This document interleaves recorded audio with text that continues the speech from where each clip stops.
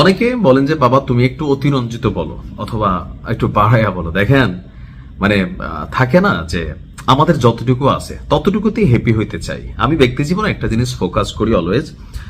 আমি আমার শৈশবে আমার একটা টিনের ঘর ছিল।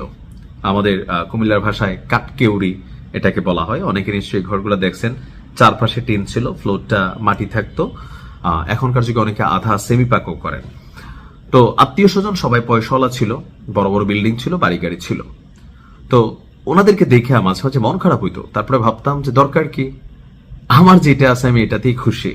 সো টিনের ঘরটারই আমি আমার মতো করে এটাতে কাগজ লাগাইতাম, ওই যে পত্রিকার বিনোদন বিচিত্র লাগাইতাম, রানী মুখার্জির ছবি লাগাইতাম। এটার মধ্যে যে আমরা ক্যাসেট প্লেয়ার আছে না, গান শুনি, ওই ছোট্ট মোটর দিয়া এটার মধ্যে জর্দার ডিব্বা দিয়া গোল করে এটা কারা কারা করছেন জানি না, দুইটা পেন্সিল ব্যাটারি লাগাইয়া এই যে আজকের দিনের আইপিএস, হ্যাঁ ওই সিস্টেমে বাতাস নিতাম। আমার 6 ইঞ্চি একটা টিভিও ছিল। তো কেন এই কথাগুলো বললাম, যে আমার যা আছে আমি তা নিয়ে অনেক খুশি, তা নিয়ে প্রশংসা করি বা তা নিয়ে গর্ব করি। তো আজকে যখন বিভিন্ন ঘটনা ঘটে, এটা আপনার পয়েন্ট অফ ভিউ, যে কেউ এটাকে দেখছেন ন্যাচারাল, কেউ দেখছেন গায়েবী মদত, কেউ দেখছেন না ভাই এটা তো একদম ঠিকই আছে। আসলে আপনি কোন দৃষ্টিভঙ্গি থেকে দেখছেন? তা আমি মনে করি এটা গায়েবী মদত, বা থাকে না যে আপনি একটা বিশাল বিপদে পড়ছেন, তো ছোট ছোট ঘটনা ঘটতেছে, আপনি মনে করতেছেন যে এটা হয়তো উপরওয়ালার একটা মদত। এই মুহূর্তে আমার সেটাই মনে হয়েছে।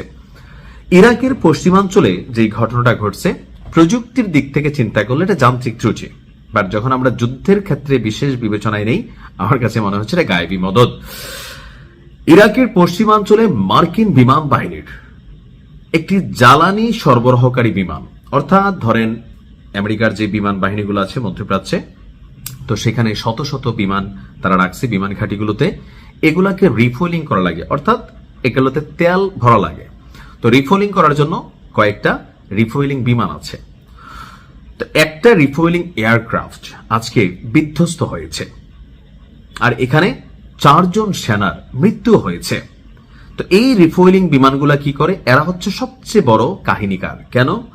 ধরেন 100টা বিমান বাহিনীতে বিমান এয়ারক্রাফট পড়ে আছে, এগুলাতে ততক্ষণ উড্ডয়ন হবে না যতক্ষণ না এগুলোর মধ্যে তেল ঢুকানো হবে, জ্বালানি ঢুকানো হবে। আপনার আজকে মার্কিন সামরিক বাহিনীর এই তথ্য নিশ্চিত করছে। বলা হচ্ছে দুর্ঘটনায় KC-135 বিমানটি বিধ্বস্ত হওয়ার পর উদ্ধার কার্যক্রম চলছে। বিমানটি ভূপতিত হওয়ার ঘটনায় শত্রুপক্ষ বা নিজস্ব বাহিনীর গুলির কোনো ভূমিকা নেই, অর্থাৎ এই বিমানটি বিধ্বস্ত হওয়ার পিছনে ইরান অথবা নিজেদের কোনো ভূমিকা নেই। এটা একটা ন্যাচারাল ঘটনা, অর্থাৎ প্রযুক্তিগত ঘটনা। তো রিফুয়েলিং ট্যাঙ্কারটি ইরানের বিরুদ্ধে চলমান মার্কিন সামরিক অভিযানে অংশ নিয়েছিল। ঘটনাটিতে 2টি বিমান জড়িত ছিল, এর মধ্যে দ্বিতীয় বিমানটি নিরাপদে অবতরণ করতে সক্ষম হয়।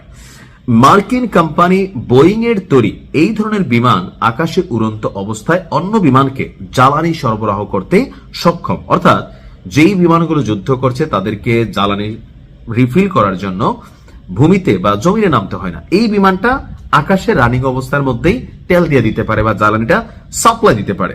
তো এই ক্ষেত্রে এই ধরনের একটা বিমান বিধ্বস্ত হওয়া মানে বুঝতেই পারছেন যে এই মুহূর্তে কতটুকু মদত মনে হচ্ছে।